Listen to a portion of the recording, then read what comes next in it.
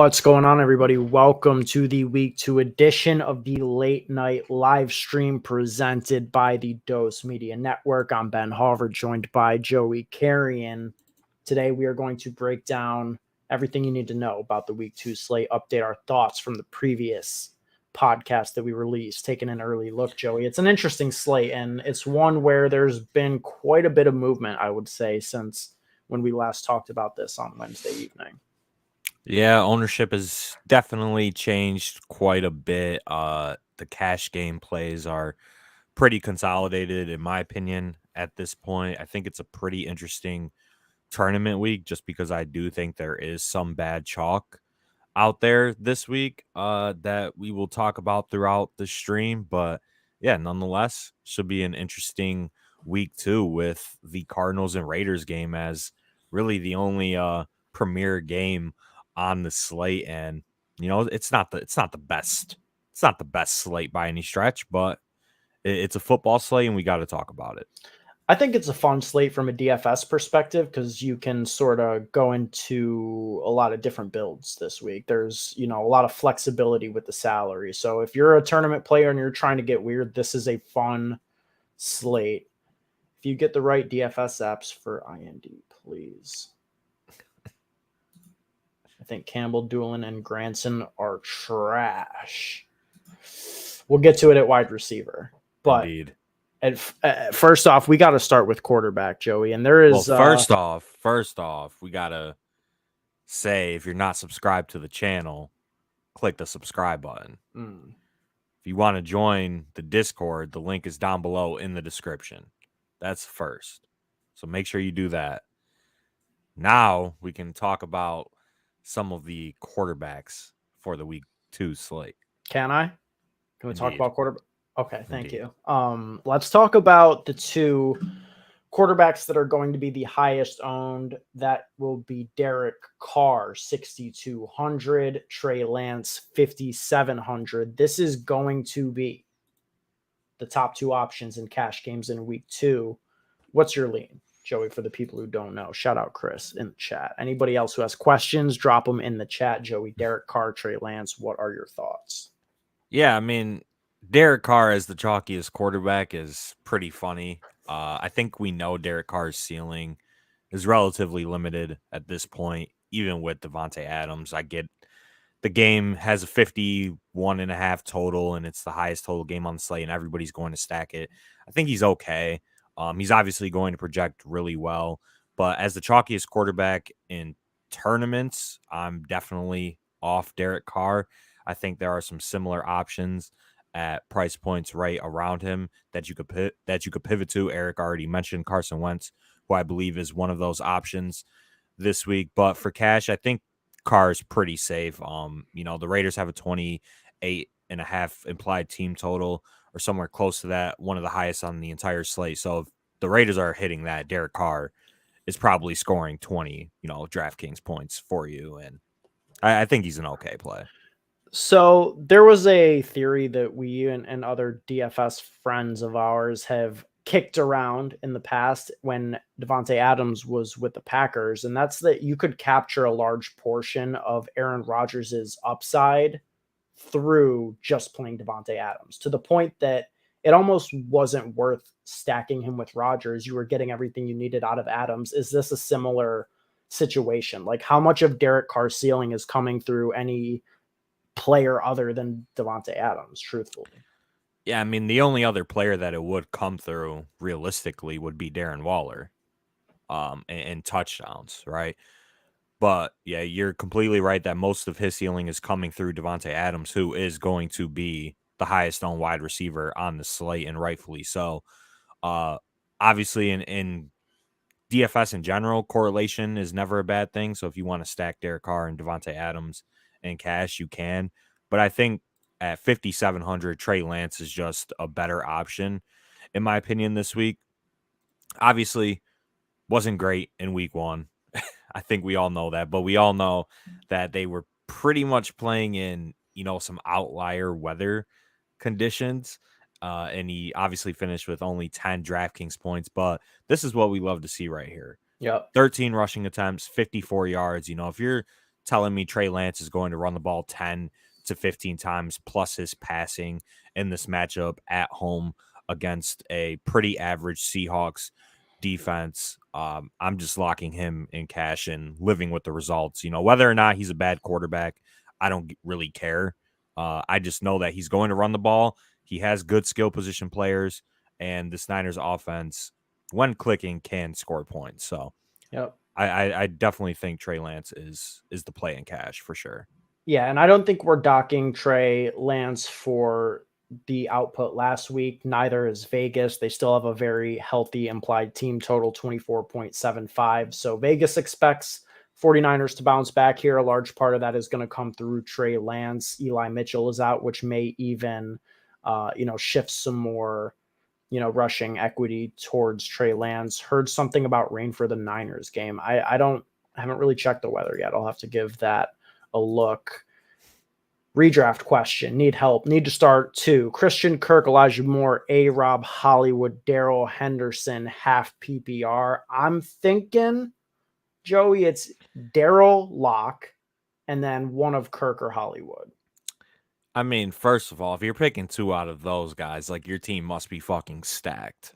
Hell yeah. Jesus. If you're picking 2 out of those guys, and half PPR, I think Daryl Henderson, just for the touchdown upside, they're obviously 10-point favorites, one of the highest implied team totals on the slate.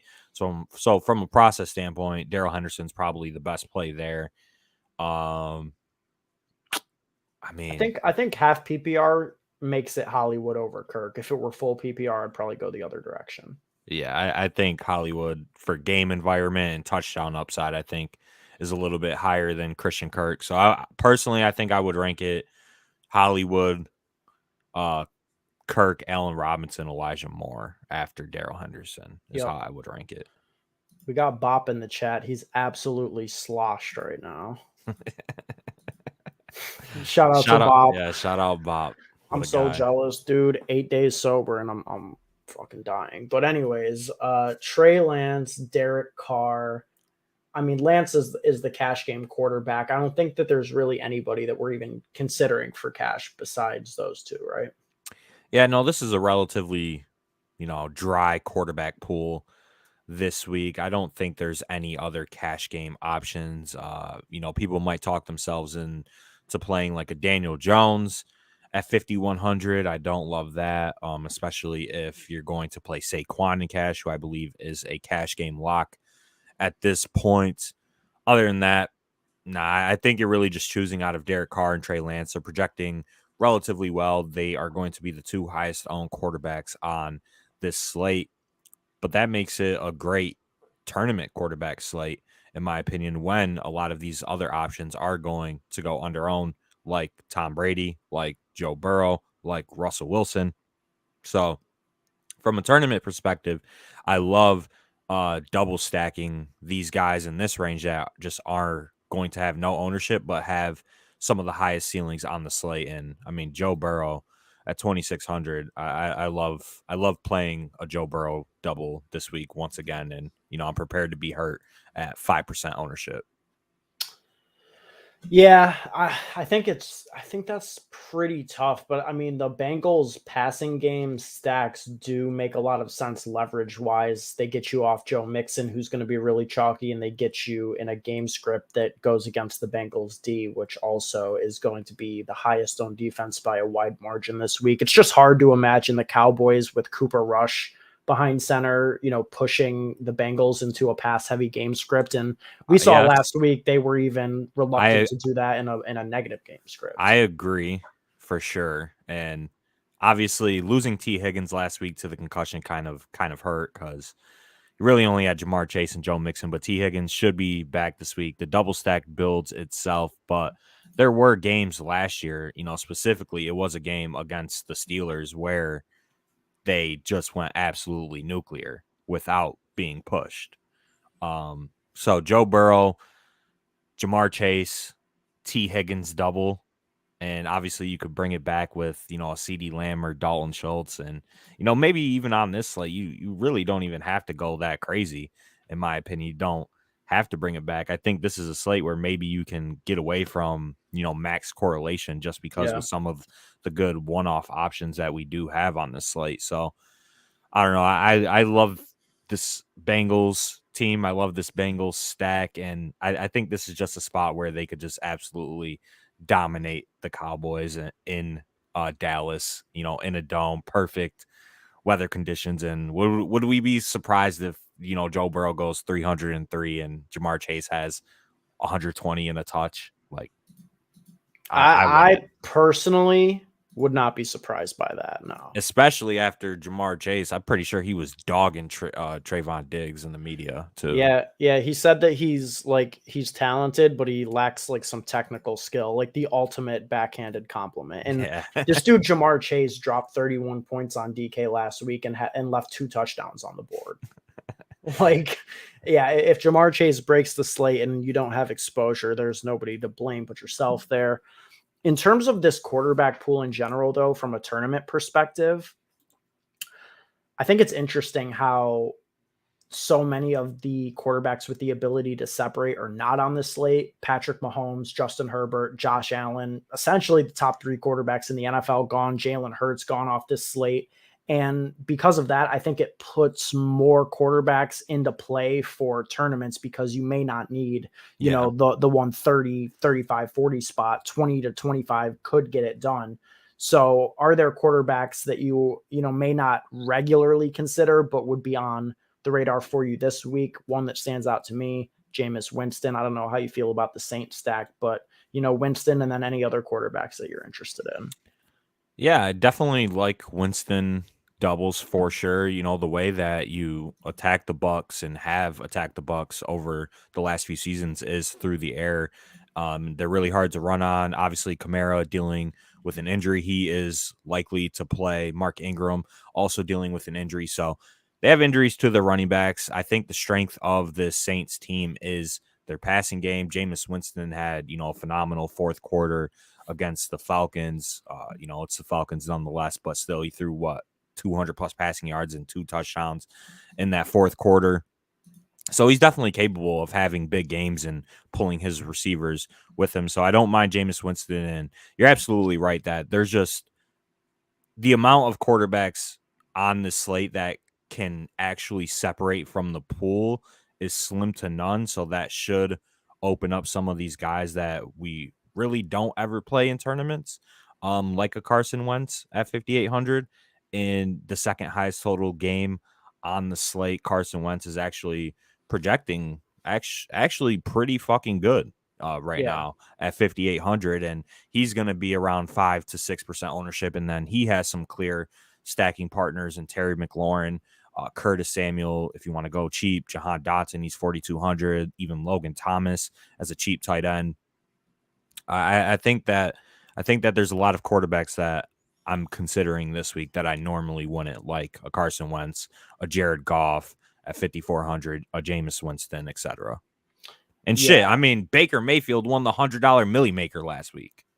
He did. Which we talked about in the recap. That Robbie Anderson 1% owned 75-yard bomb. We got to find that play. The $100 Millie Maker winning quarterback was $5,300 last week. Granted, it was a crazy week 1, but I also want to say that, that is one way to look at things. And maybe we get off the board with our considerations, consider the Jared Goff, consider the Carson Wentzes of the world, or Joey, hear me out here. Maybe we let other people make those mistakes. We let other people play Derek Carr as the highest owned quarterback on the slate when he has no ceiling. We let other people chase Carson Wentz's abnormally high ceiling game from week 1. And what we do is we play sub 5% Kyler Murray. We play sub 5% Russell Wilson. We attack these guys that actually do have that next level ceiling, especially Kyler, coming off of a terrible week in this game environment, not coming in with a ton of projected ownership, coming in with stackable partners like Marquise Brown, who's going to fly under the radar following his disappointing week 1. I think that, maybe that might be the correct route to go in tournaments. Yeah, I mean, definitely paying up for quarterbacks, I think, is actually going to be pretty contrarian this week. Paying up to Kyler and Lamar and Russell Wilson, specifically Kyler and Russ. So yeah, I definitely think that you could go this route. I think that the Cardinals low key just might be bad It's right possible. now. Obviously Kyler is still an incredible fantasy quarterback due to his dual threat ability. Didn't do much last week, only 29 yards, but much easier matchup this week against the Raiders, and it should be a more competitive game. So definitely don't mind that. And I definitely love Russ this week. I think that coming off a week 1 loss against his former team, the Broncos are going to be fired up in this spot. Mm-hmm. You know, they're at home as 10 plus point favorites against the Houston Texans. And I think that the Houston Texans could still put up points in this game. I think that they could at least give them a little bit of a push. And Russell Wilson is projecting to be, around 2% owned. He's projected to have one of the highest ceilings out of every quarterback on this slate. The double stack is really clear. KJ Hamler is out. They obviously lost Tim Patrick, so the targets have consolidated quite a bit just to, Sutton, Judy, and Albert O in this offense, Mm-hmm. and maybe some of the other backup tight ends or Javonte Williams. But if you want to run Russ and Sutton and Judy, I think that's a very clean double stack this week. And then you could bring it back with Brandon Cooks, and, you might be cooking with something right there. Yeah, it sounds like somebody's cooking with gas there. I really like the way that Yeah. sounds. Anybody else that you are interested in for from a tournament perspective? We didn't bring up Matthew Stafford. He's an interesting option. The Rams have the second highest implied team total on the slate. Cooper Kupp will be popular. People hesitant to jump back on the Allen Robinson bandwagon. Concerns with Stafford's arm, but 6,300, he could definitely get there on efficiency and some good touchdown variance. Yeah, for sure. Obviously, there's just a lot of concerns around, these quarterbacks getting pushed by their other teams, with Russell Wilson obviously playing the Texans, Stafford playing the Falcons as 10-point favorites, and Daryl Henderson is going to be massive chalk. So I think that's really the only concern. But there's definitely, a realistic outcome where Stafford throws for 303 and, Kupp gets his, but you might not need to play the double, Mm-hmm. just because they could potentially only score 28 to 35, points, and you won't need to play Kupp and Allen Robinson, especially at cost.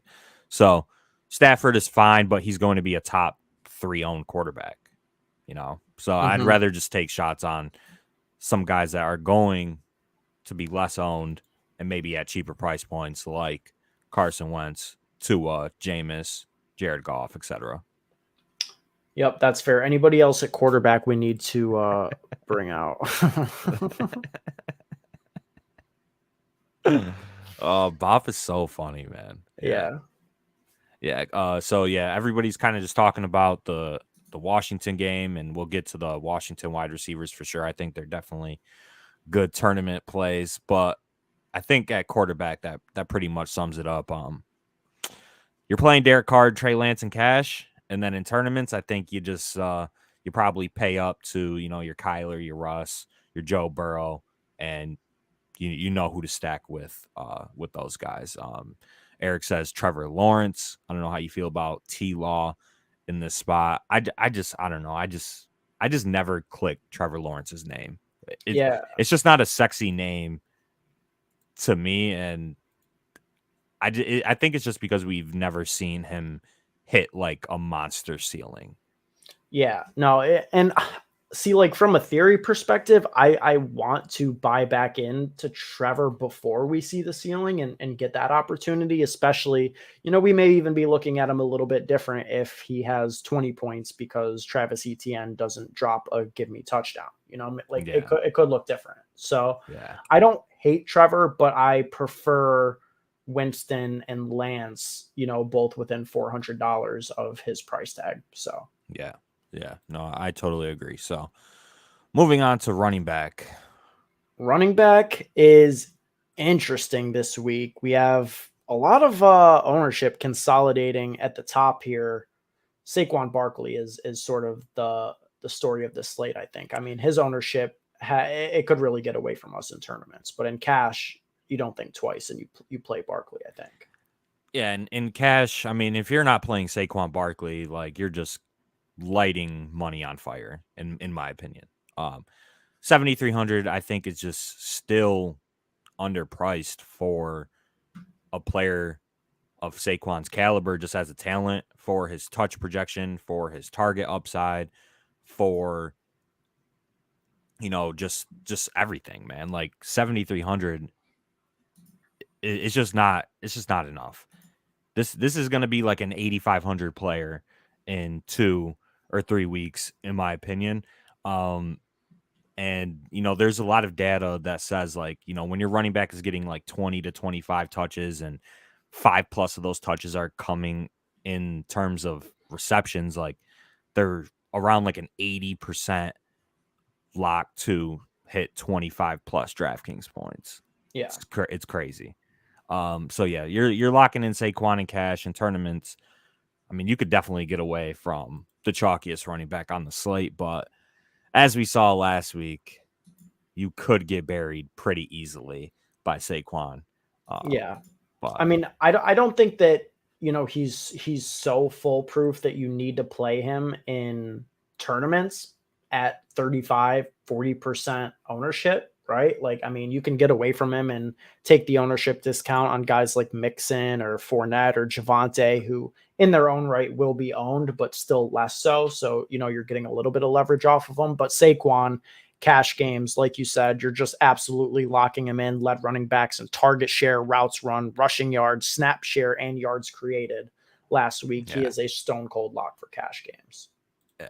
Yo, what's up? What up? What up, Breathing dude? fantasy football, All literally. Same, dog. Same. Everybody in the chat is talking about Joe Mixon. Yeah, Joe Mixon is obviously a standout play this week as well. I think that this was definitely inflated, because of game script and because of T. Higgins' injury. But knowing that this is in his range and that he wasn't coming off the field for Chris Evans and Samaje Perine is definitely good to know. And this is a spot where the Bengals are like 7-point favorites against a Dak Prescott-less Cowboys team. And this could easily be a game where they're just up and controlling the ball. And we know when the Bengals are up in games, they are going to run the football and control the clock. And Joe Mixon, I mean, he's just going to see a ton of opportunity. So, I mean, it's not cap. Is it cap? It was a perfect game script for Joe Mixon. Yeah, this is going to be his highest receiving total of the entire year. It was a perfect run out. T. Higgins gets hurt, and they're down 2 touchdowns to one of the worst teams in the NFL, in my opinion. Yeah, but that being worst said, offenses because of Mitch Trubisky. That being said, 21.5 points, I could easily see Joe Mixon blowing by that with a 2 touchdown performance here, because he might fall into the perfect game script, in a different way this week, with just utter domination. It isn't the biggest spread of the week, but Bengals was my last man standing pick across the board this week. I feel more confident in them winning than, Denver or, some of these other teams with big spreads. I think that, the Bengals roll in this spot. Yeah, I mean, they definitely should roll in. Yeah, Eric says T is probably back. Yeah, T is going to play practice on Friday. Yeah, RIP to T Higgins' dad, who passed away. And you already know they're getting T Higgins a tutty. I hope you know that. Yeah. Well, I wish you could. Guaranteed. I wish you could bet red zone targets or end zone targets. I would bet the over on whatever Higgins number was. Yeah, T, I think, is one of the best GPP plays on the board for that for a lot of reasons. But I think he's going to ball out for his pops. While we are in this price range at the running back position, we should bring up Leonard Fournette, who is going to be a pretty popular option as well this week.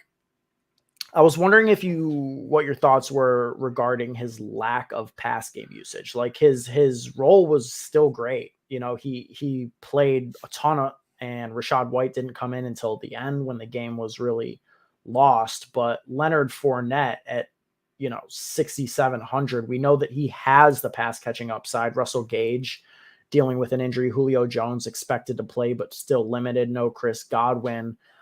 I don't know. I could see a spot where Fournette does see, his more usual pass game role, and at 6,700 in this game, looking like a pretty good play to me. Yeah, I mean, it all depends on whether or not this game stays close. Obviously, the Saints have had the Bucks and Tom Brady's number. I'm pretty Mhm. sure he has not beat the Saints since he joined Tampa Bay. But if we are expecting a pretty close matchup, which I think we can in this situation, Leonard Fournette should see a ton of opportunity. I think 2 catches on 2 targets is just more so a factor of game script. Last week, the Bucks passed at a 47% rate in that game, which was bottom 5 in the NFL. And to me, I talked about this in my video. To me, it just looked like, I don't know. It just looked like Tom Brady and Cole, like they didn't even really care. I don't even know. Like they just didn't push the ball at all, like how we've seen over the last few seasons. And I know there's a lot of speculation about Tom Brady right now and pictures circulating and whatnot, and whether or not he's going through it mentally, which he very well might be, and maybe who knows how that affects the Bucks offense. And they're also dealing with a ton of O-line injuries. So if you're not, I mean, this is just way off note, but if you're not playing the Saints defense for 200 more off the Bengals this week, Mm. you're playing tournaments wrong. Saints defense total smash this week. I like that call for sure. But Leonard Fournette, going back, Leonard Fournette is definitely a tier below Saquon, Joe Mixon, CMC, and then this guy right here, Daryl Henderson, who's probably arguably the best running back play on the slate. Yeah, let's talk about it because Daryl Henderson essentially had the best role in the league last week as a running back, which we obviously didn't see coming. But he dominated the snap share. Cam Akers did absolutely nothing. But how sticky do we believe that is? Like you mentioned on our podcast that you would not be shocked if Cam Akers came in this game and out touched him, because that's just the type of fucking shit that Sean McVay does. Daryl Henderson, the price is right. The matchup is right. They're at home, massive favorites against the Falcons. You play him in cash, clear cut. But is there enough fragility here that we get away in tournaments at, I would say, between 25 and 30% ownership, maybe even a little bit higher? Yeah, I think there's just not a lot of outcomes, if you run this slate 100 times where Daryl Henderson is burning you. I think a majority of the time he's probably getting you 15 to 20 points, which is, obviously good at 5,700. You're locking that in cash, but just as much as he's doing that, I think there's just as many outcomes where he's, scoring 8 to 13 or 14 points and you don't need him. Even in this beautiful game script potentially against the Falcons. So I think he's a lock in cash. I think that there is definitely a lot of risk with Daryl Henderson, more so than others might believe. He's obviously going to project really well in tournaments. I think he's a fade. Yeah, no, I totally agree with your point that the ceiling isn't necessarily high enough for him to be able to burn you. I really wish DraftKings had made Cam Akers, Like significantly 4K. cheaper so that it, yeah, like at least give us like the potential to play that theory game and like, get weird with it. But for $100 less, you can't play Cam Akers. I don't think that anybody has the nuts for that. Who should I roster? Christian Watson or Allen Robinson? I mean, you're locking in A-Rob without a doubt. You gotta play A-Rob. That boy Christian Watson might not even see the field ever again. Yeah, he's after shot. dropping that touchdown. No, I mean that's cap, but Allen Robinson is the best bounce back play of the week. Oh, absolutely. And then he's gonna finish with 10 points, most likely. Oh yeah. That's just how it goes. 100p. All right. So I mean, we talked Barkley, we talked Mixon, we talked Hendo. There was another player that you named in that top tier. I'm glad we're on the same page with this. 8,900 Christian McCaffrey. I'm all in, man. I think that last week was fluky. I think the Panthers, just ended up running only like 50 plays. So, while the usage was good, they just didn't get enough plays off. We just saw last week the Giants linebackers get obliterated by Dontrell Hilliard. If you don't think CMC is going to be putting in work out of the backfield this week, you've got another thing coming. Yeah, no, absolutely. Christian McCaffrey, I think his week one was definitely a little fluky. I think that they're going to make it more of an effort to get him the ball. This game is only a 2-point spread. Um, so I'm still betting on CMC. I think that this is still a 10K player when everything is clicking. He's healthy. He's ready to go. Obviously, in cash, I think it's hard to get there just with some of the running backs that we have that are significantly cheaper, like Joe Mixon, Saquon Barkley, Leonard Fournette, that are going to see similar opportunity and similar target shares. But in tournaments, you could definitely pivot from Saquon up to CMC or even JT, who should see, stupid opportunity with Pittman out this week. So I definitely don't mind that. But in cash specifically, I think your pool should really consist of Saquon, Joe Mixon, Daryl Henderson, and Leonard Fournette for cash games specifically.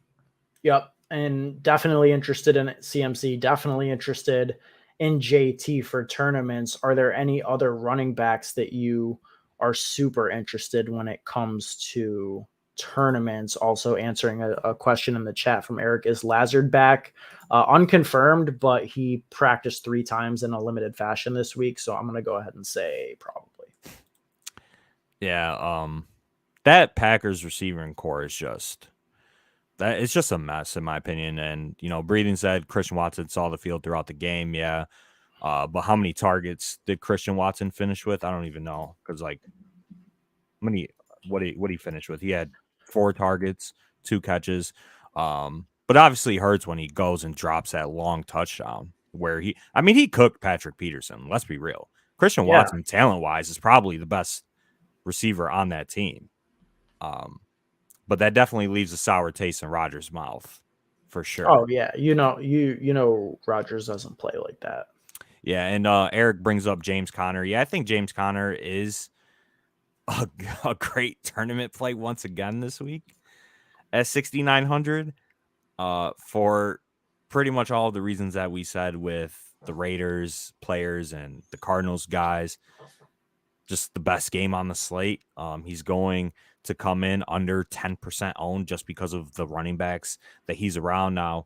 I don't think he has comparable ceilings, but projection wise, he is projecting as, a top 8 running back in terms of ceiling on this slate. And you really just need the touchdown variance to swing his way. I think for James Conner to get 30 plus, you need multiple touchdowns in this game, and you need this game to stay close. And I think it's definitely within the range. So he's definitely a good pivot. He's leverage off of fucking Greg Dortch chalk. Jesus. He's leverage off. Careful with that tone, bro. You disrespecting my son, Dortch. Gotta relax with that. He's major leverage off of Greg Dortch, who's going to be the second highest owned wide receiver on the slate. Jesus. I mean, what are we even doing here in 2022? But yeah, James Conner, nonetheless, great tournament play this week. Yeah, no, I like him. If we liked him last week, which we did, we're not changing our stance off of 1 week when, he remains once again in the best game on the slate. Patrick Haas 1 asks, who should I start at RB2 and a flex out of Gibson, Hunt, Henderson, Pollard, Edmonds, Bateman, and Allen Robinson? I'm going to say Hendo and Gibson, right? I don't know if this is full PPR or half PPR, but who should I start at? RB2 and flex. Yeah. Obviously PPR or half PPR definitely matters. This for sure. Projections would say, Gibson and Daryl Henderson.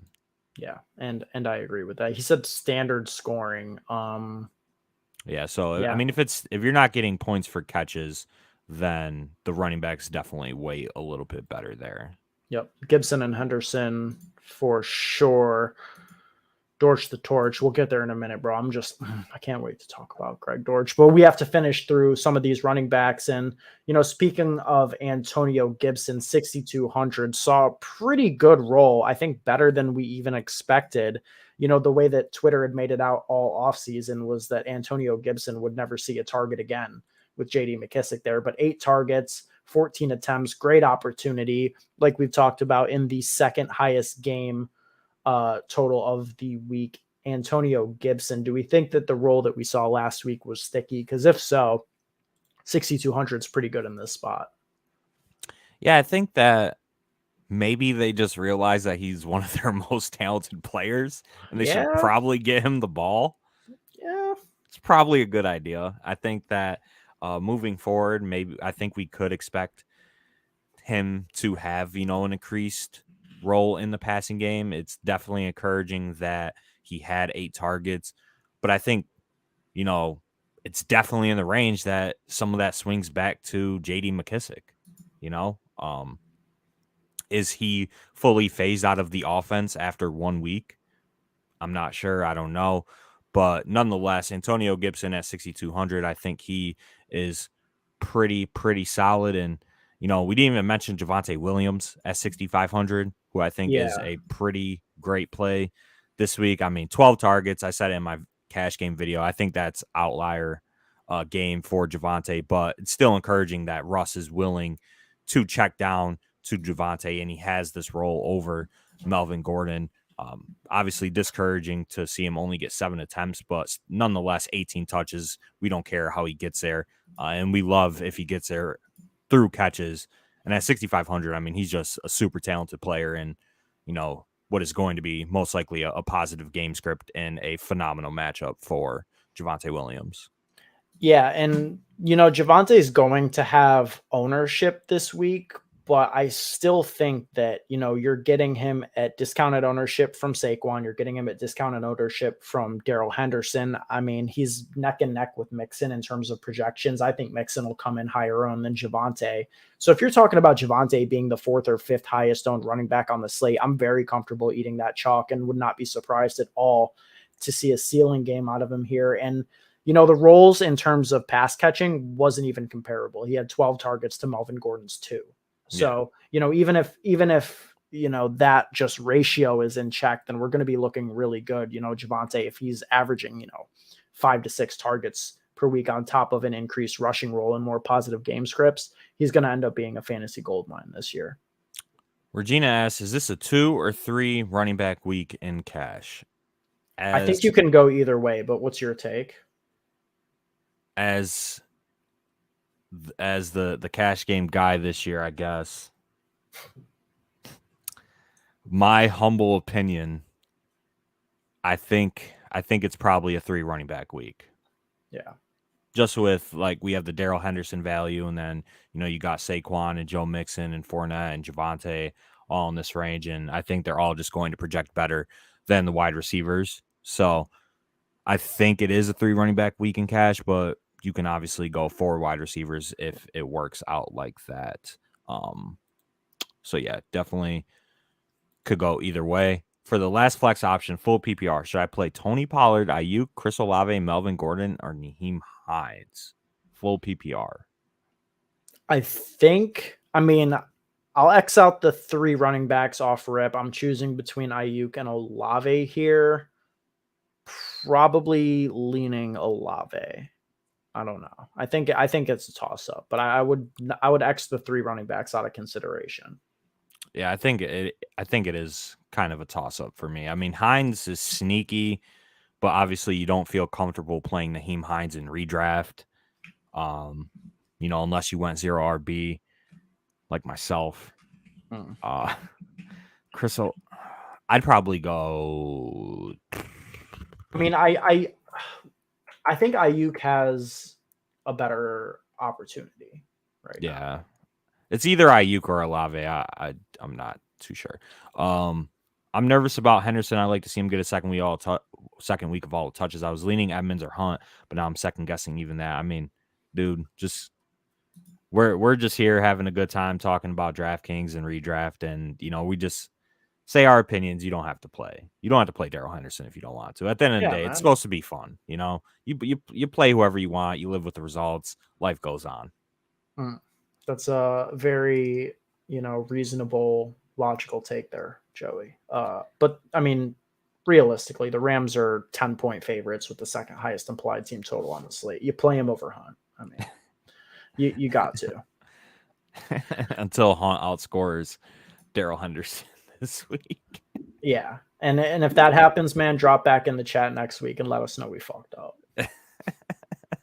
Yeah, but all right. Nonetheless, I think there's some interesting tournament running back plays in this range. Like you have your Cordero Patterson, Damian Williams is out this week, who did see some snaps to start that game against the Saints, and then he left with an injury. He's out. I think that they could potentially feed Cordero Patterson, and obviously he does have target upside, as we see here, 5 targets. So I don't mind him at 6K. Then you have, your Josh Jacobs as leverage in that Raiders Cardinals game. I think we have to mention him. I think Najee Harris is definitely getting overlooked at 6,200. Like, he's still going to be a touch monster, even if it is against my favorite team. Then, you got your dog James. I mean, he's just a straight dog. But then the interesting guys to me are the Patriots guys, because Damian Harris obviously had not a great game, as we could see here. Only 11 opportunities, but he did play the most out of every Patriots running back. He ran the most routes. Ty Montgomery actually got placed on IR, and it really only looks like that they are going to go with Damian Harris and Ramondre Stevenson. And I think that this is going to be a close game. It's going to be a run-centric approach for the Patriots offense. So do you like playing a Damian Harris or a Ramondre Stevenson? Probably Stevenson for you on DraftKings, but I don't know. I think one of these Patriots running backs is going to come out of tomorrow's game with 2 touchdowns. Yeah, I mean, I like all of my lineups to be live after lock, so I won't have any players from this game in it. Okay. This Fair game enough. is a clear-cut stay-away situation. I don't think you roster any Patriots. I don't think you roster any Steelers, and I think you set yourself up for success. All right, fair enough. I guess the last guy I want to talk about is Jeff Wilson. Do you have any interest in Jeff Wilson? Absolutely.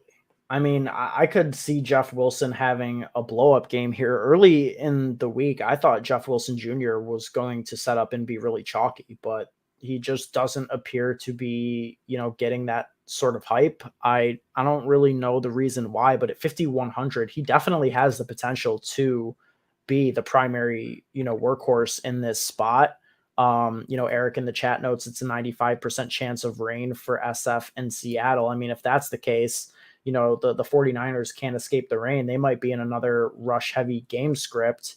They are massive home favorites here in this spot. Shanahan likes to run when he can.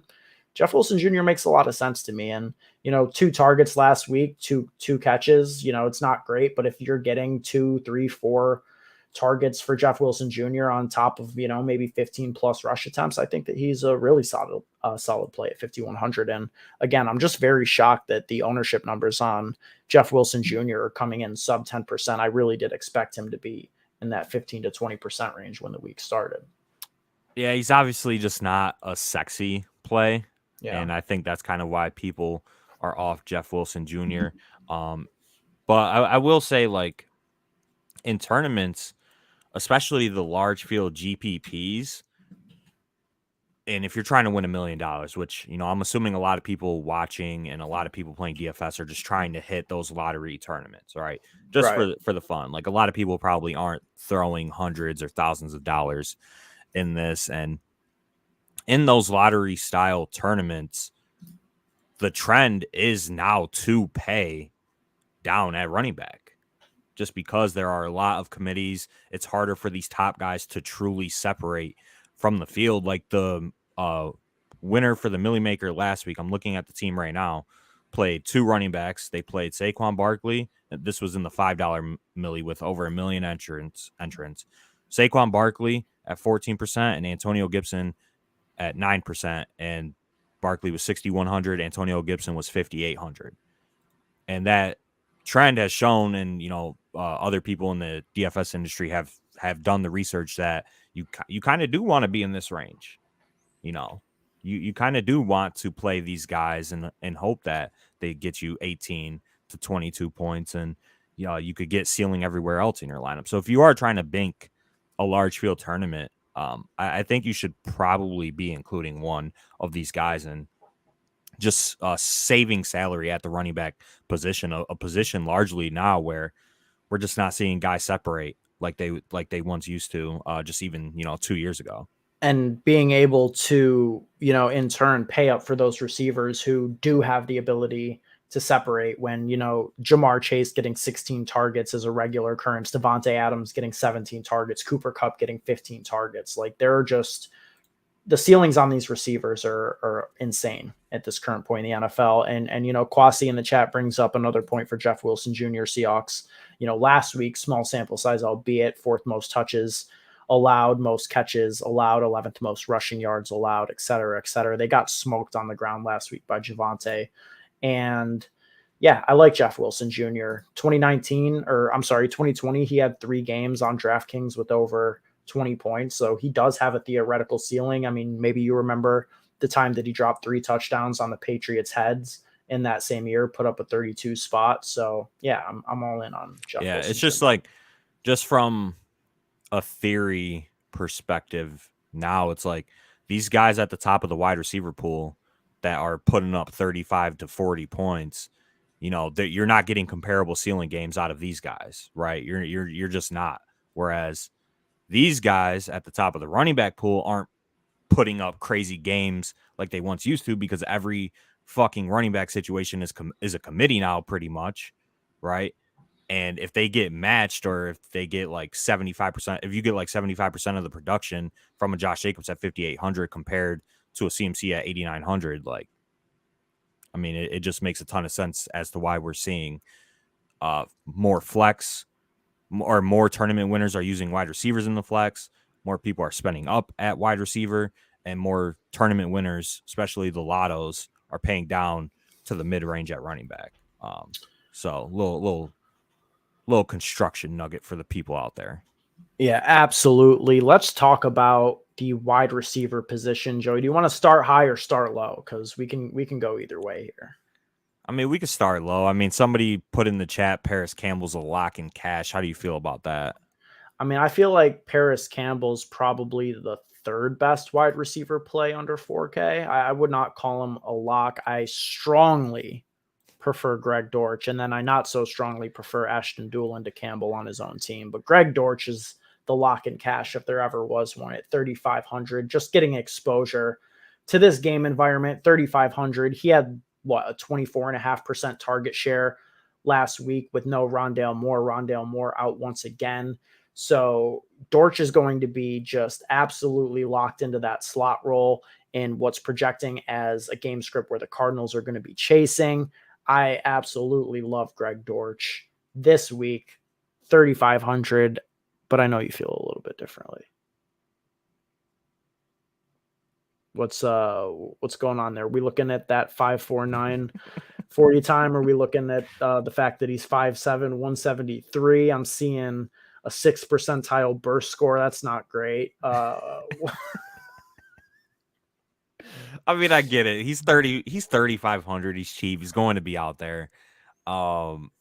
He's probably going to get targets. It's the best game on the slate. I get why people are doing it, and you could definitely go there in cash. Obviously it's disgusting. I mean, we're playing a dude named Greg Dortch in cash. Like, I don't know. I'm fading him 100% in tournaments. I mean, if he's not the easiest tournament fade of the week, I don't know who is. But in cash, you could definitely go there. I think that Paris Campbell, somebody said is a lock. You said that Paris Campbell's the 3rd best cheap wide receiver. I think he's the Colts wide receiver 1 this week.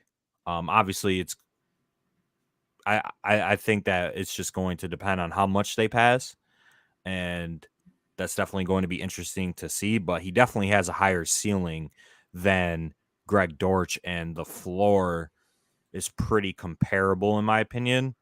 So I don't know. If I'm picking, I'm taking Campbell over Greg Dortch, but I think Dortch does have the target upside over Paris Campbell. That's interesting. I mean, Bro, I'm just not playing a fucking dude named Greg Dortch. Like, it's bro, not you're going to gonna happen. name shame him? Yeah, That's crazy. actually. That's wild. Like, come on, bro. Like, Paris Campbell, second round draft capital, burner, elite ceiling. Greg Dortch's Dollar General version of Rondale Moore. What are we That's doing fair. here? That's fair. Can I bring something up here though? This is one of the things that we've learned over our years of DFS experience. Let's impart some of our wisdom. Wide receiver is not the same as running back. All right. With running back, when the running back goes down, we know where the volume is going to go. At least most of the time, we know where it's going to go. I think a big mistake that a lot of people make, and we made very often early in our DFS careers, was just slotting in, wide receivers whose roles don't necessarily change when a wide receiver ahead of them gets hurt. And I think that is definitely a situation we could be seeing with Paris Campbell right now. Paris Campbell last week ran 69.1% of his snaps out of the slot. He was number 3 in the NFL in slot snaps, where Michael Pittman doesn't play. I don't think Paris Campbell's role changes at all. I think that, Doolin's role out of anybody here changes the most. So I think Doolin gets, the biggest boost in terms of opportunity here. I could see Doolin being the one to own here over Paris Campbell. I do like Campbell's talent more, but Doolin is the one who gets the direct role change as a result of Pittman being out. And 3,200, I think, is a pretty strong price tag for Ashton Doolin this week. Yeah, I mean, I don't mind Ashton Doolin. I think I do prefer Greg Dortch to Doolin. Eric says Dortch gets targets, Campbell not so much. Doolin's been a target earner. He had a better target share last week on what I want to say a third of the snaps. Yeah, I mean, Doolin had 6 targets. He did have a costly drop, though, at one point in the game. But yeah, Dortch, I mean, yeah, he had 9 targets. I think that was just more so a function of just how the Cardinals offense runs, but nonetheless, he is going to be out there. And Dortch did have targets when the game was still, relatively close. So it's not like they were all just blowout opportunities, Yeah, I mean, I don't mind him. I think that the ceiling is just obviously very low. You're fading him in tournaments 100%. But in cash, I mean, I guess he's fine. Not to mention a gust of wind might knock Campbell out for the season. Can't forget that. Bob That makes a is good true. point. And there's been some Curtis Samuel talk in the chat. So we could talk about Curtis Samuel next. He's up here at 4,600. He's actually projecting relatively well coming off of an 11 target game. How do you feel about Curtis Samuel this week? I don't think that the opportunity is sticky. I don't think that Campbell. I don't think that Curtis Samuel is going to, see 10 plus opportunities, on a week to week basis. But I think he's a good play. I mean, 4,600 is a good price tag. I would prefer him directly to Jahan Dotson for $400 more. Matchup is good. I don't know. He's projecting as a better value than Greg Dortch right now. Yeah, I played around with some cash game builds that included Curtis Samuel if you're trying to go a wild route and stone punt it off to get 2 elite receivers in, but I don't know. Yeah, what's Samuel's ownership going to be like? I think that would kind of dictate. Yeah, I mean we're looking at an ownership projection of, around 10 to 15%, probably somewhere in there. So he's not going to be too chalky, but it's not like he's not going to be owned at all. And you mentioned trying to punt off multiple positions to jam in these top guys. So are you still on that? Are you still on team jam Cup and Adams in and cash and make the rest fit, or did you come off that build? I don't know yet, man. I think that the build I'm going to run will be an Adams Cup build. I mean, I just think that on this slate with this, these quality of games that, if you're locking in 20 to 30 from Adams and Cup and you've got Barkley in your lineup and you've got Trey Lance in a good spot, I don't know. It seems like it's a pretty tough spot to fail. I'm surprised it's not as popular. I think more people do run the 3 running back build. Chris in the chat asks, is this lineup the chalk build or cash build? I mean, we're just sort of highlighting the players that we've been talking about. This isn't like a lineup that we would be running, obviously. I mean, we can't even, yeah, it doesn't fit. But I think that, I think the chalk build will be, Lance, Barkley, Hendo, cheap-ish tight end, 3,600 or less, Adams for sure. And then you have some flexibility in there for a third running back. You could go balanced. You could, do something like Amon-Ra St. Brown and Fournette, or you could do like Cup and Doolin if you want to punt off 2 receiver spots. So there is some flexibility, Joey. I don't think that the chalk cash build includes Cooper Kupp, though. I think it includes Devontae Adams. Definitely not. If we're just talking about chalk, I mean, these guys are obviously going to be massive chalk right here. And I think this is definitely a start that most cash game players are going to have, or at least they should have, in my opinion.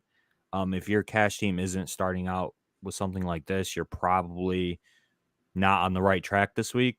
Obviously, I don't love Greg Dortch, but sometimes you got to punt it off just to be able to fit all the other good pieces for a specific week, right? You have to be comfortable making a finish play to get ultimately the highest floor / ceiling possible that you can for cash games. So this is probably where everybody's gonna be at, and then I think we could see some 2v2s depending on whether people go the 3 running back route or the 4 wide receiver route.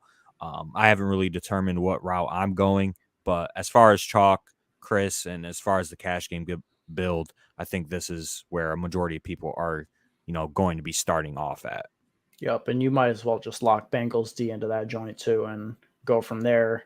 You're basically choosing between a variation of 3 spots in cash this week, I think. Yep, cash games legitimately is a 3v3 this week. If you're playing optimally, it's a 3v3 with your opponents. Yep, absolutely agree. Ertz and GPPs, I don't hate it. I mean, he's dusty as hell, but the opportunity is certainly there, and he's good leverage off of Dortch. Yeah, but yeah, nonetheless, Devontae Adams, I mean, 46% target share week 1, 17 targets. I think he's a stone lock. I don't think you can get away from him in cash. In tournaments, I think you can get away from any chalky player if you're playing contrarian, especially in those large field lottery style tournaments with some of the players that have comparable ceilings to Devontae Adams, like a Jamar Chase, who's projecting to be around 10%.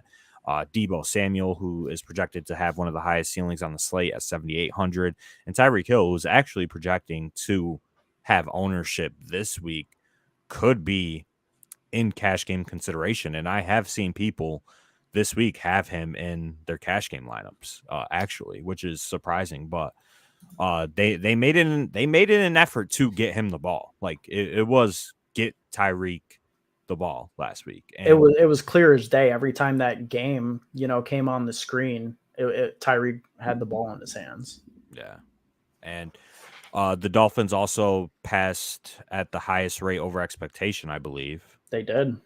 Came out firing after Mike McDaniel said a week before the season started that they wanted to run the ball 30 times per game.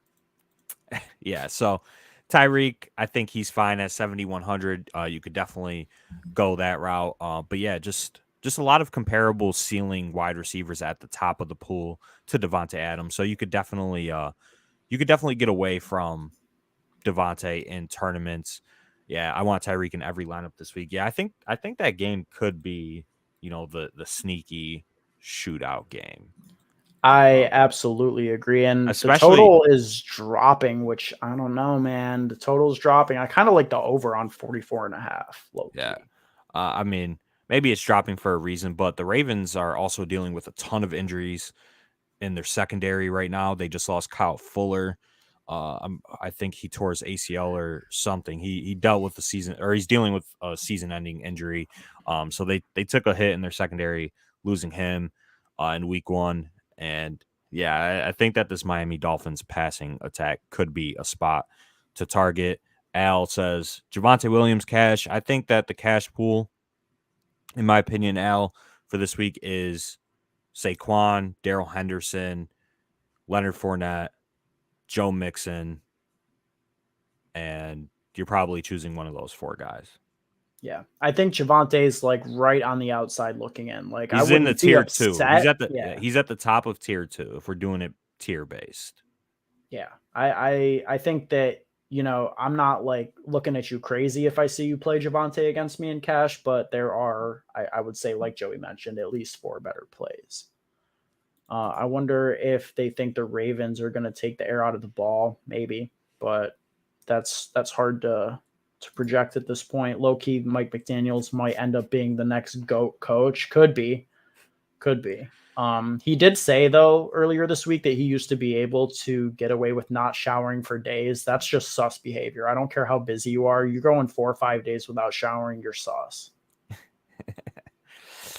Yeah, that's pretty weird. But we're going to see a ton of chalk in the mid-range of wide receiver 2, specifically with Amon-Ra St. Brown at 6,500, who had a 32% target share in week 1, second highest total game of the slate. I think a lot of people could gravitate towards him. I think that we're going to see Christian Kirk and Jerry Jeudy both have ownership. So, you know, if you're ranking these mid-range wide receivers, let's say 5,600 Jerry Jeudy to 6,500 Amon-Ra St. Brown for cash games, how would you rank, you know, these players here? Like, okay, price included, I'm probably going Amon-Ra St. Brown 1, Christian Kirk 2, Brandon Cooks 3, and that is about the I forgot Jerry Jeudy. No, ASB 1, Jeudy, Kirk 2, Jeudy 3, Cooks 4, and those are the only ones I would consider cash viable. Yeah, I think I would have Jeudy way higher than what you have, Jeudy. You like Jeudy over ASB for cash, really? I like ASB for sure. I think he's a great play. I think Jeudy would probably be second for me. Mm-hmm. And then I would have it Kirk and then Brandon Cooks. Yeah. Is how I'd rank it. I think I just trust Kirk to be the wide receiver 1 week in and week out for Jacksonville, whereas I think that similar to what we saw in Seattle under Russ, it could be, you know, in any given week situation, whether it's Courtland Sutton or Jerry Jeudy that shines. Last week it was Jerry Jeudy, and I think that this week almost sets up better for Courtland Sutton. Yeah, I definitely love Courtland Sutton in tournaments. 6,100, 7 targets. Should be a game where the Denver Broncos could probably score at will if they really wanted to, and I think we see Russ cook this week. Yeah. So I definitely love Courtland Sutton in tournaments, but yeah, I mean Christian Kirk and Jerry Jeudy, I mean it's a toss up right now. They're literally projected for the same amount of points. It's just you're getting $100 discount on Jerry Jeudy, which obviously the projections will favor the player who is cheaper in that spot. So I think that we're going to see Jerry Jeudy more owned than Christian Kirk, and I do prefer him. But Amon-Ra St. Brown, I think, is a very, very good play this week. Very good play. Eric asks, do you guys ever blow up your lineup Sunday morning and start fresh? I mean, tournament wise, I don't make lineups until Sunday morning. I think that you don't want to be doing that. I think you can get stuck into some, you know, ideas that maybe earlier in the week sounded good, but don't make sense with the updated information. And you just don't want to like give yourself any biases. So, I mean, I have a cash game like shell, you know, cash shell that I work with all week, but that's the only lineup that I have currently built on DraftKings. All tournament lineups come Sunday morning. Yeah, I don't build any lineups until Sunday morning at like 10, just so I have the most amount of information possible to make, you know, the best decisions possible, and it usually doesn't work out, but hopefully that changes this week. What up, Buck? Welcome to the chat, my guy. Hello. How you doing, bud? How's your night going, Buck? I think, Joey, correct me if I'm wrong, that we have covered every cash viable wide receiver. Yeah, I mean, your cash pool should consist of Devontae Adams.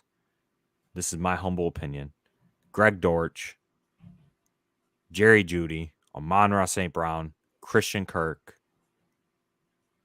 and maybe Paris Campbell. Yeah. That's where I would be choosing 3 or 4 out of those guys, depending on what build you want. I'm not saying there's a right build this week. I don't think there is. I think you can go either way, but I would say that there are 3 receivers I would include in my pool that you did not. That's Cooper Kupp, who points per dollar may not look the best, but on a slate like this that shows kind of dog water, at its core, I'm fine locking Kupp in at any price. No Kupp, no cash. It's not like Cooper Kupp is going to burn you. I also think that you could talk about Doolin. Buddy, if I won the Millie, I wouldn't even be on the stream right now. I'm not even gonna hold you. Yeah. So yeah, Joey is literally out if he ever wins the Millie. Like, I hope you guys know, podcast is ending. He's abandoning all of you. He's in this for one thing and one thing only. No, I'm not out forever. I'm just out in the near. Yeah, that's all. Right. I think we all deserve a break. We're all working. We're all tired. We're all adults. Life hits us hard. We all deserve a break. If I won $1 million, bro, I'm gone for like 2 months. Come on. Yeah. So I think anybody should like just take a nice little vacation. If you guys ever fire up the stream one day and it's just me, Joey's doing well off. Then so you we're saw happy for him. Then you would have seen JD carrying 300, number 1 in the Millie Maker. But will that happen? No. And we gotta keep on trucking. So cheers to that. Yeah, cheers to that. Regina or hold up before we move on to wide receiver. Said, give me 8 locks, all gotta be touchdowns, looking to at least 10x. He said must plays all of them right here. This is the cash game shell, or this is where you should be starting in cash games specifically, not tournaments. These are going to be the highest owned players on the slate. Yeah, you're starting there without a doubt. Bob said he's going to win the Millie Maker and start his own NFT business. That is a good idea. It's a dying business, though. Well, right it now. Is. But when you come into a lot of money, you got to start using that money to scam people. So I think NFTs is a good spot to start. Okay. Okay. Deontay Johnson, 5.8K. I'm good.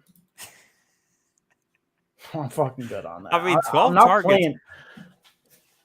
I mean, the Patriots secondary is definitely a liability. But they are going to lock up Mitch Trubisky this week. I hate to inform any Steelers fans in the chat. The Patriots are winning this game tomorrow, 100%. They are going to lock up Mitchell.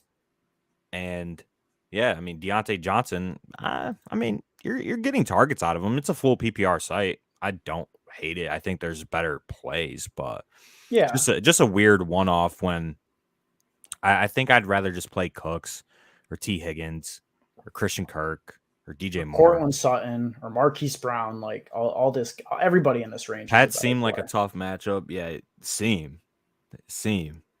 Their secondary is not great. Yeah, did you guys see what they did to Mike Gesicki last week? Pat Freiermuth unders are looking live. Just saying. I mean, Mike Gesicki's not even the starting tight end anymore. I know that was a one-time easy bet, but that was absolutely free. I do think that. How you know what's gonna happen, Ben? You got or something? When did I say I know what's gonna happen? I don't know. I think he's talking about you, bro. He's talking about you saying the Patriots are. I mean, just we're gonna win. This is that simple. Yeah, I'm part of the team. Dude said we. I didn't know we were speaking French on this stream. All right. The Patriots are going to win, but we got to get back on track. Talk about these wide receivers. I'm gonna use this lineup. If it don't cash, you pay my entry fees back. Are you taking that deal, Ben? It's not gonna cash with 3 empty spots, my boy. Yeah, the 3v3 you got to come up with on your own, my guy. Yeah, that's all you, dog. We just gave you the shoes to walk in, but you got to do it yourself. All right. Yeah, but all right. So getting back to wide receiver, T. Higgins, 5,900. I think that people are going to be afraid to go back to T. Higgins this week.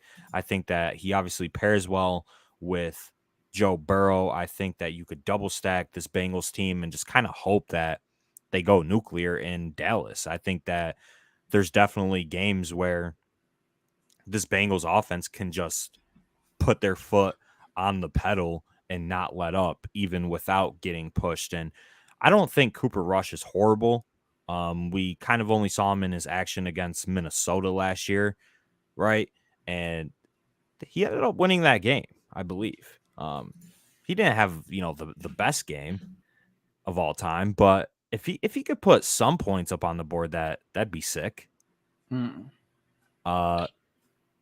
he? Maybe. I mean, the Bengals defense didn't look great last week against the Steelers. But nonetheless. Caught in 4K, dude. You got to relax. Feds are watching. You think the Give Feds me a don't full play DFS? All right, you're going to play these guys, and then you're going to play one of Christian Kirk or Jerry Jeudy or Amon-Ra St. Brown as your wide receiver 3. And then you're going to play a tight end you could pick, and then you're going to choose one of. You got to scroll back, though. You got to rewind and watch it all the way through to get the flex play. I won't give you that. Yeah. I'll give you the wide receiver and tight end. Yeah, tight end, whoever. We already said the flex plays, but you got to give us some watch time. Yeah, we need that watch time so we can get more viewers and more subs. Mm-hmm. So yeah, you got. Yeah, so first of all, like, you're not getting a lineup if you're not subscribed. Yeah. Period. Dead ass. So Buck, you better subscribe. Yeah, I mean that's just off rip. Yeah. Oh, Buck is getting some love in the chat. People ain't here for the bullshit. They just want. This is a Buck show now. This ain't. Yeah. Fuck us. Fuck us. It's Buck till the end. Shout out Philly. Day one. He said we're not sure if we're worth subscribing to, homie. Hey, just wait till you play. You got to prove that. Hey, all right, that's fair. That's fair. Kwasi, subscribe for life. Any fool can just talk. That is a fair point. Anybody can hop on a stream and just start talking out of their ass about football, but not all of them got the plays, and we got the plays, Joey. There are a few wide receivers. It looks like the chat's trying to get to tight end, so maybe we move on, but I just want to shout out real quick. I'll name 2 wide receivers that I'm going to have heavy exposure time or exposure to in tournaments. Hollywood Brown, great leverage this week off of Greg Dortch chalk. Great bounce back candidate after last week's disappointing effort. Should have the ceiling in this spot. I love trying to go back to Hollywood Brown at 6,200. The price is just too low. Lastly, I would say Allen Robinson. It's hard to go back there, but he ran a route on all except for 2 Matthew Stafford dropbacks last week, 5,500. Daryl Henderson's chalk, Tyler Higbee's chalk. Cooper Kupp is going to have a bunch of ownership. Allen Robinson is the leverage play that DFS tournament players dream of. Yeah, absolutely. I mean, if we're getting Allen Robinson at this current ownership projection of under 5%, I think he's a phenomenal play this week. Obviously, we're just expecting some of the targets from Cooper Kupp and Tyler Higbee in week 1 to swing Allen Robinson's way. And a lot of people actually posted like his all 22 film like on Twitter after the game. And he was open. Like Stafford could have got him the ball. He just kind of went elsewhere. But yeah, 5,500, I think it's okay. And there's just a lot of ceiling at the wide receiver position in this mid-range. You said Hollywood Brown, who is a great leverage play off of Greg Dortch and some of the other guys in that game. And then T. Higgins and Brandon Cooks, like all of these guys are projecting for, top 11, top 12 ceilings on the slate, but they're all going to come in relatively unknown. So I think this is a perfect week to play some of these guys just as strict one-offs, right? Mm-hmm. Like you can one-off, Cortland Sutton if you don't want to stack that game. You could one-off T. Higgins. You can one-off Christian Kirk. I think that's a strategy I'm definitely going to employ this week, and I think that this mid-range is just I don't know. I think it's pretty loaded. And, even some of these guys down here, like I love Drake London this week. I love Drake London at 5,200. I think that if, the Rams are hitting their ceiling and all of the Rams guys are chalk, like they're going to need to get pushed a little bit. And obviously we saw the Bills absolutely dominate the Rams in the air, and Jalen Ramsey got cooked and whatnot. Obviously, not saying Mariota's even on that same tier. He's not. He's like the worst quarterback in the league. But if Drake London gets like 7 to 10 targets, I mean, at 5,200, I think he's worth a dart throw. Yeah, I don't hate London at all. I also think Ayuk is pretty interesting at 5,100. We will have to see just how bad the rain is going to be tomorrow morning before we lock up any 49ers pass catchers. But the thing about Brandon Ayuk is that he's going to be completely unowned. He should have a better role than what we saw last week. I'm not docking any of the 49ers pass catchers for their play in that monsoon. And I think that between Ayuk and Debo, Ayuk is actually more directly correlated to Trey Lance hitting his ceiling. So if you're single stacking Lance and Ayuk, I think that just makes more sense because at this point, Debo is literally a hybrid. Like he's just as much of a running back as he is a wide receiver. He had 8 targets last week and 8 attempts. So, if Debo is getting a large portion of his ceiling through potential rushing touchdowns, Ayuk to me makes more sense as the Trey Lance single stack. Yeah.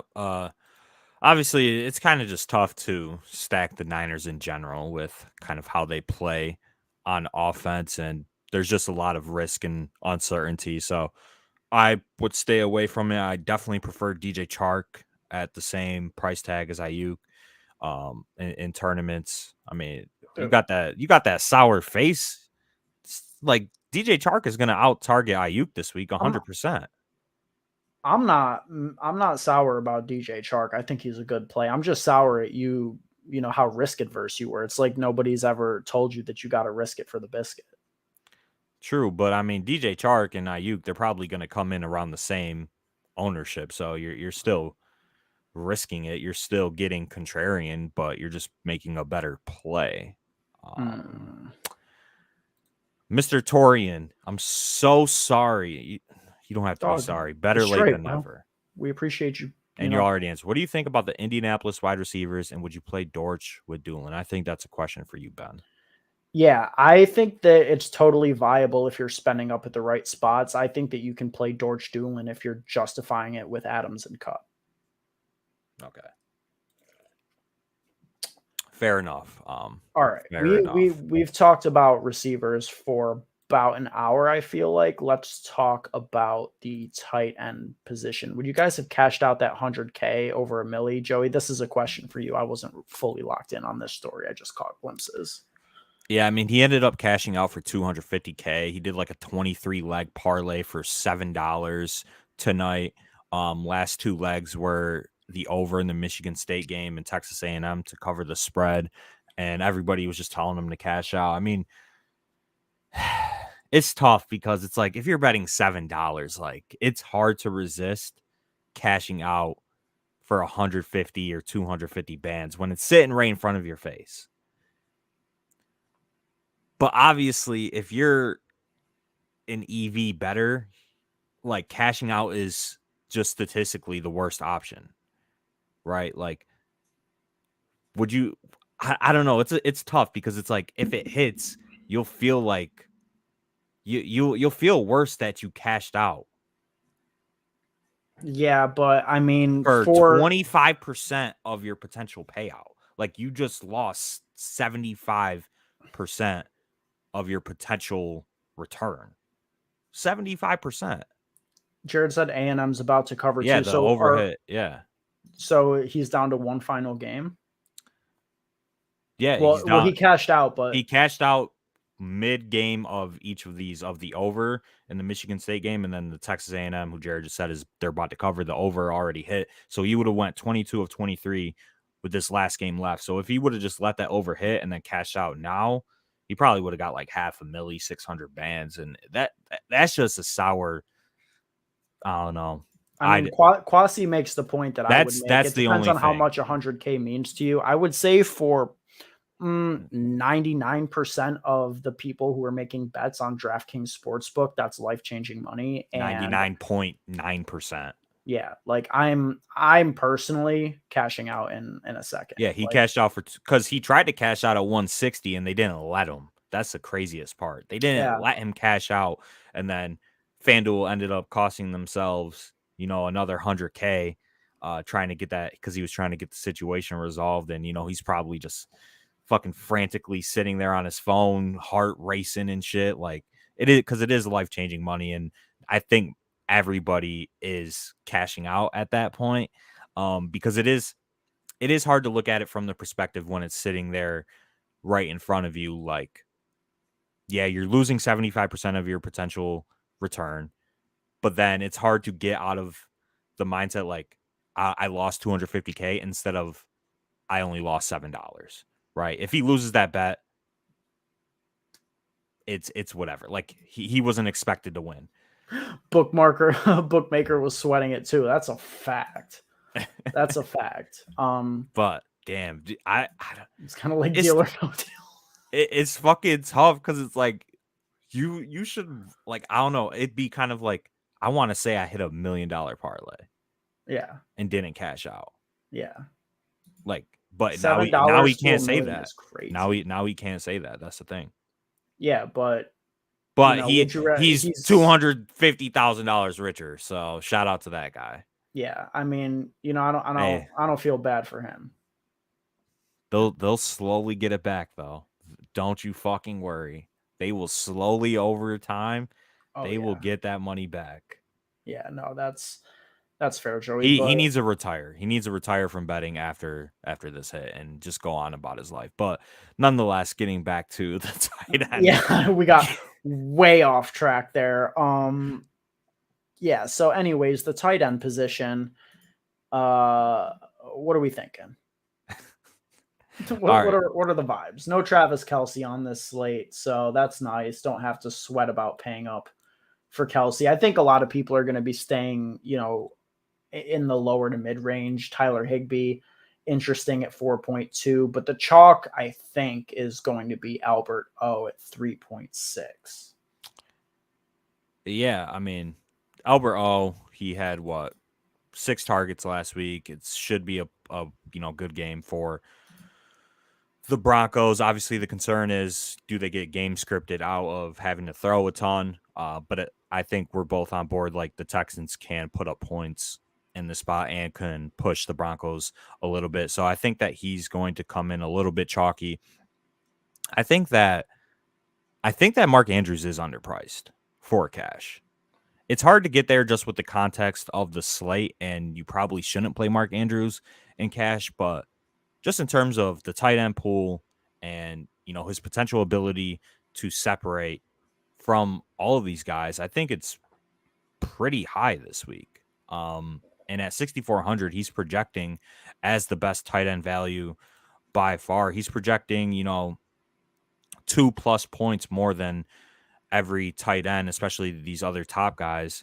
I don't know. I do love Mark Andrews this week. I do want to get some tournament lineups in with Mark Andrews, but in cash, you're probably going Albert O, or if you're like us, you are punting. See, I could have typed his name in, but I'll scroll and find it. All right, right here. This is the punt tight end for week 2. Guy by the name of Juwan Johnson. He ran the most routes out of any Saints tight end last week. As you can see here on the screen, he had 5 targets. Obviously a perfect game script, but this could be another game where the Saints go more pass heavy. And if the Saints are passing, based on week 1, it's Juwan Johnson who is going to be the player that is running the routes out of the tight end position for the Saints. So if he's going to be out there for, 80% of snaps and participating in a ton of Jameis's dropbacks, Juwan Johnson at 2,500, I mean, I'm locking him in cash. I don't know about you. Yeah, I think he's a phenomenal cash play, and I think that his ownership is going to be in check enough that you can go there in tournaments. Absolutely.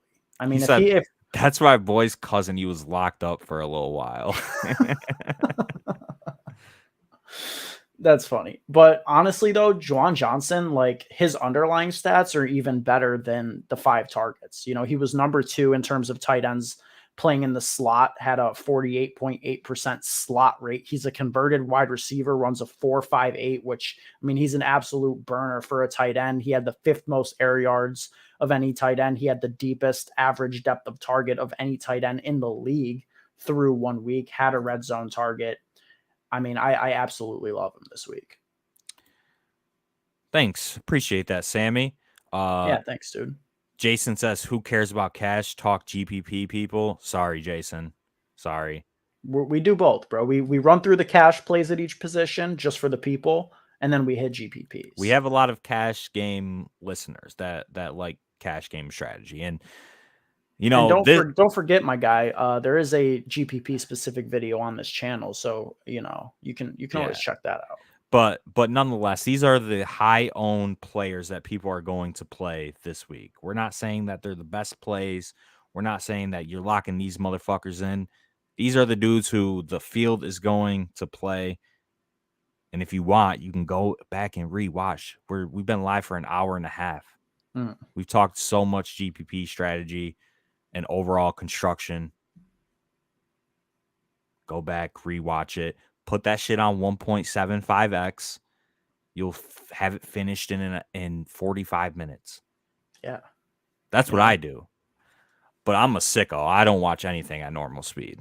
Yeah, I mean, I'm a strict normal speed kind of guy. I want to hear the, organic cadence from these people. But Sammy asks, are Kupp and Adams in the same lineup viable for cash? I believe that they are. Joey is of a different mindset. But I mean, I think that with all the receiver value this week and Daryl Henderson, a standout play at 5,700, I don't see why you wouldn't just plug in the 2 best fantasy assets on the slate. Mr. Torian, I'm sorry, dude, I can't. Mr. Torian. Yeah, Torian. 513. The difference between cash and GPP, Eric just said it, cash is 50-50 or heads up. Yeah, so cash is just double ups, 50-50s, head-to-heads, etc. It's where roughly 50% of the field gets paid out and you don't get an incentive for shooting for first. So in the large field double ups, like if the top 5,000 people get paid, first place and 5,000 place gets paid the same.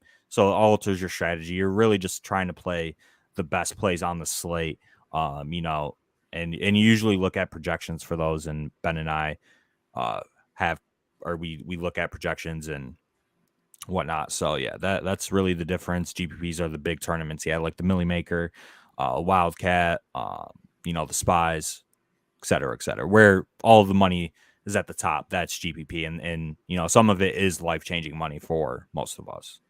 Yep. Chase Edmonds or Jeff Wilson at flex PPR. PPR, I'm going Edmonds there. Yeah, I'm going Edmonds 100%. But yeah, so in terms of cash and just the high-owned tight ends in general, I think it's going to be Mark Andrews, Albert O, Juwan Johnson, and then I think you can include Tyler Higbee. He might have some ownership. But just in terms of tournaments, who do you like for GPPs this week? Well, Jay in the chat says to put David Carr in that lineup, but I can't because David Carr is an analyst for NFL. He's not an active player. Derek Carr, on the other hand, maybe we could consider.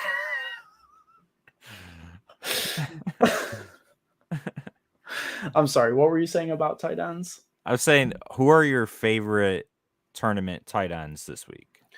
Yeah. I mean, like I said, I'm down to just eat the Juwan Johnson chalk and, use that capital to spend up to the Cooper Kupps and Jamar Chases and Adams and CMCs and Taylors of the world. So I'm fine with that. Otherwise, I mean, Darren Waller stands out. He is a nice leverage piece to Devontae Adams chalk. And I think that he maybe makes your Derek Carr stacks a little bit more unique if you want to double it up with Adams and Waller. There are few tight ends with the ability to separate on this slate. I think Darren Waller is one of 3 of them. So he's definitely in play at 5,600. Mark Andrews, like you already mentioned, I think is a phenomenal play this week. He's one of the only tight ends that legitimately could drop 25 plus, and we wouldn't be surprised about it. The stacks build themselves. You got your Lamar skinny with Mark Andrews, Tyreek Hill is the bring back, and you're on to a good path, I think. And chat's talking about Logan Thomas. I What's all like that Logan about? Thomas. I like Logan Thomas. I mean, Tell there me was why. the 1 year where we played Logan Thomas, or at least I did. I played him every fucking week in cash Oh yeah, because no, that was a great time. they That was didn't like price so him up profitable. at all. And I mean, if he's healthy, he's going to be out there. Washington over the last few years has used their tight end in the passing game. We know he's an athletic guy. Obviously, coming off of a major injury, it was obviously good to see him at least be out there playing 6 targets. I mean, I think that's pretty solid for Logan Thomas. So if you're getting 6 to 7 targets potentially at his ceiling, as his ceiling at 3,400 in this game with the second highest total on the slate, yeah, I definitely don't mind Logan Thomas as a cheap one-off tight end as a pivot off of Juwan Johnson chalk at the cheap end, or Tyler Higbee or Albert O. I think you could definitely pivot to some of these guys, and Logan Thomas I think he's okay. Yep. Zach Ertz again. He's dusty, but the opportunity The is price there. tag is just not right for Zach Ertz, in my opinion. Yeah. 4,500 I think is a tad overpriced for Ertz. If he was like 4K, maybe like in that 3,700 range, I'd be more interested. But I think you just skip that Gesicki to Schultz range. You just X out all 5 of those guys. yeah, that's probably a smart idea, to be honest. What else do we have here? Maybe the defensive position we could spend half a moment on. I mean, obviously the story this week is that the Bengals, set up in a dream spot with the late Dak Prescott news that came after prices were already out. So we get the Bengals sitting at 2,200, going to be stone cold chalk. I think that in cash games, we're looking at like 60-70% owned. I think in tournaments, we're looking at somewhere between 30 and 40, probably closer to 40 and like higher buy-in, smaller field stuff. I mean, it's pretty simple. You play the Bengals in cash and you find a pivot in tournaments. Yeah, it's honestly that simple. And I already said one of my favorite pivots is the Saints at 2,400. In those regular season games against Brady, they have a minimum of 5 sacks against him in every game. I saw that picture. Obviously, past results don't indicate future success, but they have had Tom Brady's number besides that, one playoff game where he won against them to win the Super Bowl that somebody mentioned in the chat earlier. But at home, 2,400 straight like pivot off of Bengals chalk going up against a injury riddled Bucks team where their entire team pretty much was on the injury report. Chris Godwin obviously out, a ton of injuries on the offensive line. I mean, if you're just 200 more, like Saints D is the play, in my opinion. Yeah, no, I like that one quite a bit. For sure. That makes a lot of sense. And I mean, they've got the pass rush to get it done too. Yeah, so Saints and tournaments is my lock for sure. And then I mean, you got your your Steelers, your Patriots. I think both of those are fine. Steelers at home against Mac Jones and the Patriots offense, it's probably a good spot. They obviously they shut down the Bengals pretty much last week, so I don't mind the Steelers or the Patriots. But yeah, Saints is my GPP call of the week at defense. Yep. Got some interesting things to talk about from the chat. We got, why is Henderson so viable? Henderson's role was absolutely elite, one of the highest snap rates in the league, 82%. He's basically a workload. Is it guaranteed Akers doesn't split? No, it's not, which is why he makes for a pretty good tournament fade, but you lock him in cash, second highest implied team total on the slate, massive favorites in this spot. Lenny and Mixon or Saquon and Williams for cash. I think you do some work because Saquon is a lock and you're more so deciding, I think, between Lenny and Mixon over Javonte. Like whatever you got to do to get Saquon in there is what you should be doing. He's the best play. Agreed. Saquon is arguably the best running back play on the board this week, just in terms of, opportunity, upside, projection, at home favorite, running back. He literally checks every single box you want in a running Every back. box that you want. Every single one. Other than that, defense, I don't really all have right. too many takes. Yeah, hour and a half, long stream, probably the longest stream we've ever done, but the most amount of viewers. Shout out to everybody still watching. Who wins $1 million this week? Gun to your head. What stack or what game? What Gun to my player? head. Or okay, I guess the easier question. I'll give you an easier question. What player is in the winning Millie Maker lineup, the $20 Millie Maker on DraftKings? That's not chalk. Let's get a non-chalk answer. Hollywood Brown. Hollywood Brown, Millie Maker winner. Yep. You're not getting too crazy. You're staying in the best game on the slate, the game that everyone's playing. You're getting good leverage off of Greg Dortch, and it's simple. It's simple. Everybody's going to be off of it. Everybody's tight about what happened last week. He got out targeted by Greg Dortch. It ain't going to happen again. All right, we're banging Hollywood Brown. He's going to make a film, and I'm trying to see it, bro. Yeah, I'm trying to see it.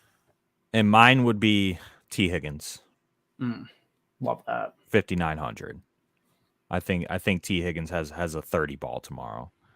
All Eric's right. Lamar Andrews Hill. I'm on board with that one too. I love that stack. I love that. I love stacking that game up. There's a ton of pieces, and even Jalen Waddle, who we didn't even talk about that much, is projecting actually pretty well right now, and he's 6,400. Nobody's going to play Jalen Waddle, so you could definitely run a lot of combos from this game that makes sense. Yeah, get some 5% Waddle in your life. That sounds like a vibe. Thoughts on Carson? I'm assuming he's talking about Carson Wentz. I like him for tournaments. Yeah, I don't trust it, but I think he's okay. Also, it's fine. I don't need to keep talking. It's been a long ass stream. Yeah, so we've been streaming for an hour and 38 minutes. We'll go to an hour and 40. So two more minutes. Y'all got 2 minutes. You could roast us. You got questions, whatever the vibes are. I'm gonna Bob just sit says back George Pickens. Maybe. Dog, I already told you guys we're not playing anybody from that game. Save your bankroll. Don't burn lineups. Pickens is this week's Jahan Dotson. No, Chris Olave is this week's Jahan Dotson. You guys are the goats, man. Damian Harris or Ramondre Stevenson is going to be in the Millie Maker winner. Eric, you guys are the goats, man. You guys tuning in. Noobs. Thank you, buddy. Noobs. Deadass though. Appreciate everybody tuning in. This has been vibes. Straight vibes. The dude who just called us noobs said he's starting Cooper Rush. That's got to be cap, right? Where is Cooper Rush? Fit 5K? Oh, he's not even priced down at 4K. That's trash. If he was 4K, that could have been a conversation. Right. Cooper Rush, CeeDee Lamb, T. Higgins to Binka Millie. Who says low key? Joe Burrow, Jamar Chase, T. Higgins, and CeeDee Lamb. Nobody's playing CeeDee Lamb tomorrow. Nobody. Mm-hmm. Better than Juwan Johnson noob. All right, bro. Whatever you say. Is Cash just a 2v2 this week? I think it's a 3v3. 3v3 with your flex wide receiver tight end. Okay. One last question, Joe. You got 25 seconds to answer it. How the hell is New England favored in Pittsburgh from a Pats fan? Yeah, I just think that Bill Belichick is, the better coach. I think that we have the better quarterback in Mac Jones. I think that the Steelers definitely have better skill position talent for sure, but the defenses are relatively close. And I think that maybe Vegas is putting stock in the Patriots not losing 2 games in a row. Yeah, Billy ain't going to let that happen. Not to Mitch. Yeah. Bill Belichick doesn't lose against really bad quarterbacks, which I think Mitch is. Yep. I'm stacking Cowboys. That's why I win. I'm the 5.5%. No, Patriots were not bad last year. I mean, they made the playoffs. They were a solid team. Mixon might have a big game on the ground. Yeah, Mixon's going to be stone chalk. Yeah, love Mixon this week, 100%. All right, but yeah, nonetheless, I think we're out of here. Long stream. Shout out to everybody still watching. If you're not, subscribe to the channel. These streams are always fun when people come in and talk shit. It's mad funny. Yeah, appreciate you guys. Hop in the Discord as well. Link down below. Yeah, I mean, if you come and talk shit in the Discord, you're just getting booted. But yeah, I mean, that's fair. But yeah, because that ain't a fucking democracy over there. Yeah, no. Yeah, but all right. Nonetheless, good stream, everybody. Shout out to everybody watching, and we'll see you next week. Appreciate you guys. Same